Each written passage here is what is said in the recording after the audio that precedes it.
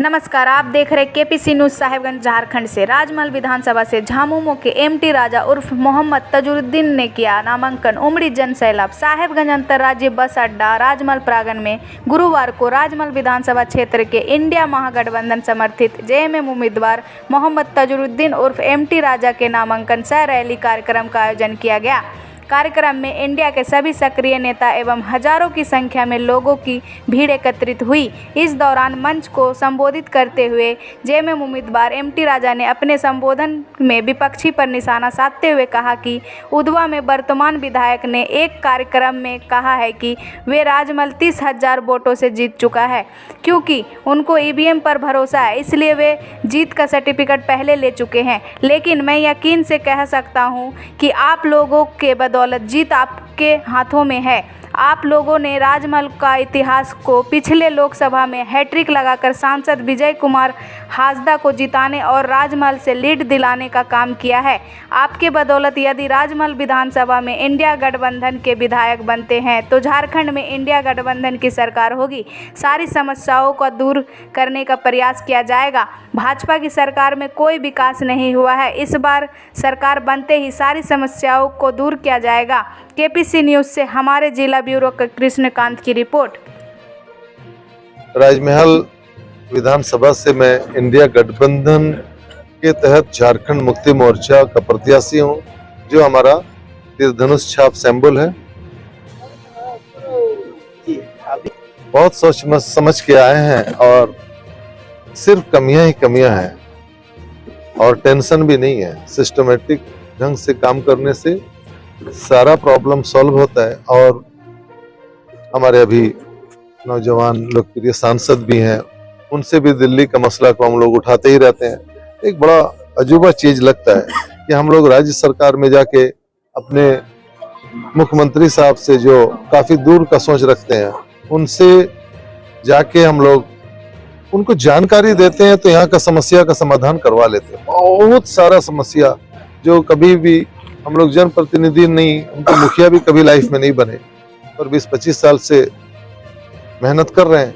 और हमको इस बात का खुशी है कि हम अनगिनत जहां पे आप बैठे हैं, जहां पे आप इंटरव्यू ले रहे हैं, ये भी मैं कोशिश किया था। और हमारे उस टाइम मुख्यमंत्री हेमंत सोरेन साहब थे।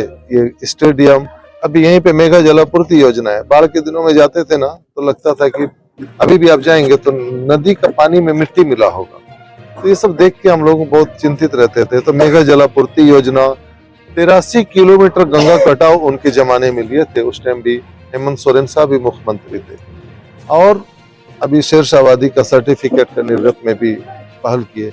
अभी तुरंत कैबिनेट में जो सबसे बड़ा मुद्दा है, राजमहल मानिकचक के बीच गंगा नदी में पुल का मुद्दा। ये बहुत सारी ऐसा मुद्दा है ना, जो ये सब अभी स्वास्थ्य है, सड़क है, बिजली है। आप देखेंगे कि पूरे डिस्ट्रिक्ट में रोड का क्या हाल है। आप ये भी देखेंगे ना कि देखिए, हम कमेंट फॉमेंट करने का आदत नहीं, हम किसी भी वो हमारा हैबिट नहीं है, लेकिन हमको अच्छी तरीके से मालूम है। और आप बेहतर जान रहे होंगे कि अभी ये एमपी चुनाव में यहाँ के पर्यवेक्षण, यहाँ के प्रभारी थे कोई केंद्रीय राज्य मंत्री रेल के, क्या नाम था, धनौड़े जी, वो राजमहल लोकसभा के प्रभारी थे। जानते हैं, साहिबगंज जब जाइएगा या जाते हैं तो एक बगल से एक पुल भी निकल सकता था, अंडरग्राउंड भी पुल बन सकता था। जानते हैं, हमारे लोग के सांसद केंद्र में अपना पार्लियामेंट में अपना इन मुद्दों को उठाते हैं, ट्रेन का ठहराव उठाते हैं, बहुत सारे मुद्दों को उठाते हैं। हम जाके अपने मुख्यमंत्री को जानकारी दे देते हैं कि हमको ये चीज का समस्या है राजमहल विधानसभा में, सर्वे का है, शेरशाहबादी का है, चाय जाति का, ये सब सारे मुद्दों को हम उठाते हैं और सारे सड़क फड़क को उठाते हैं। ये आके जब पास करा के लाते हैं तो एक विधायक बोलते हैं कि भाई राज्य के तो इस क्षेत्र के विधायक हम है, राज्य का मामला है, तो फीता भी काटते हैं, नारियल भी फोड़ते हैं, सब चीज कर देते हैं। और जिन जिन योजनाओं को अभी हम लोग 22 तारीख में मुख्यमंत्री आए थे, जिन जिन योजनाओं का मुख्यमंत्री शिलान्यास किए, फिर वो पत्थर को उठा के फिर उस गांव में बेचारे कंटिन्यू 9-10 बजे रात तक मोबाइल का लाइट से भी शिलान्यास किए हैं। ये इतना मेहनत की है। योजना हम लोग लाते हैं, दिल्ली से सांसद महोदय विजय हंसदा जी लाते हैं, राज्य से हम लोग जाके अपने संगठन की बदौलत अपने माननीय मुख्यमंत्री साहब से लाते हैं, और इंडिया गठबंधन के हमारे मंत्रियों से लाते हैं, और ये शिलान्यास और नारियल फोड़ने का काम करते हैं। आपकी सरकार निश्चित रूप से हमको पूरा करना हमारा धर्म और फर्ज होगा। ये हमारा अपना मिट्टी का समस्या है। अब तक की सबसे मूल जो है सभी लोगों की जरूरत है शिक्षा। शिक्षा का स्थिति बद से बदतर है, कैसे सुधार करें? अभी हम बोल देंगे ना तो वो लोग सीख जाएंगे, रहने दीजिए ना, हमको बनने के बाद हम निश्चित रूप से सुधार देंगे। इनके लिए जो है स्वास्थ्य को लेकर क्या करें? स्वास्थ्य की भी स्थिति बदतर है, सड़क की भी स्थिति बदतर है, कुछ तो लोगों को मतलब बोलिए ताकि वो समझे और आपको जो है। आपको सच बात बता रहे हैं, सारे तो मेरे अपने हैं, आपको देख के लगा होगा। देखिए सचमुच भारतीय जनता पार्टी ना 160 बूथ पे पॉलिटिक्स करती है, 160 बूथ के लोगों को थोड़ा बहुत जानती है। हम तो 383 बूथ में बाइक उठा के आराम से हेलमेट पहन के 383 बूथ का तो हर गली हर कोना हम जानते हैं। आप लोग निश्चित रूप से एक चीज को जरूर फोकस करें, जो सच्चाई जो आपने देखा है। अभी आज ही कई प्रोग्राम हुआ है, मुख्य रूप से अभी 3 प्रोग्राम मेरे एक निर्दलीय प्रत्याशी का भी नॉमिनेशन था, सुनील जी का। आज हमारे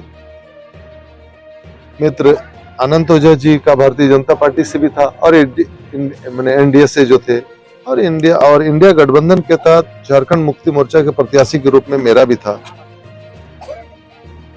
एक सवाल आप लोगों का कई सवाल हो गया, मैं एक सवाल आप लोगों से इजाजत है क्या?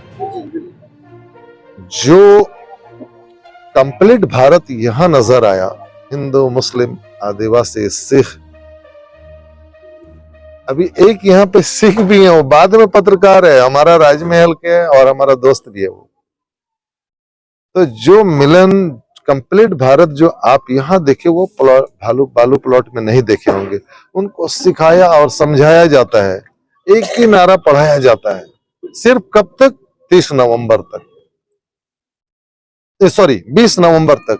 पोलिंग के बाद उनको पूछने वाला, उनको देखने वाला कोई नहीं। विधायक जी सिर्फ अगर शिलान्यास और अपना निधि और कुछ पोखर के बाद हमको लगता है कि 10 साल में 10 काम गिना दे तो हम मान जाएंगे।